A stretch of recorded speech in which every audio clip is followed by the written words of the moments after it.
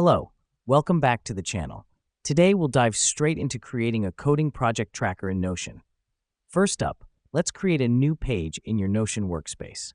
Click plus new page on the left sidebar, give it a name like Coding Project Tracker, and choose a fitting icon to make it easily identifiable. This is where we'll keep track of all your coding projects in one organized place.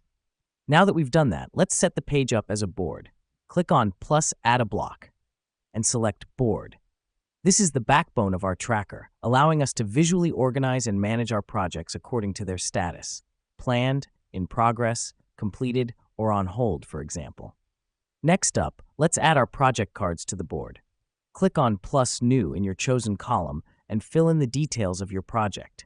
Include the project name, due date, and any other pertinent details. You can also add tags for easier search and categorization. The reason we do this is to have a clear overview of each project at a glance. Now let's customize our project cards. Click on a card and you'll see options to add properties.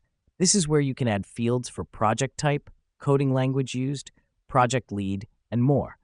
This helps us because it allows us to have all the information we need about a project in one place. Lastly, let's add a template for new projects. Click the down arrow next to New in any column, select plus New Template, and set it up with your desired fields. Now, every time you start a new project, you can use this template to save time and ensure consistency. And there you have it, a coding project tracker in Notion. This will help you keep track of all your coding projects, stay organized, and ensure nothing falls through the cracks. Thanks for watching, and happy coding!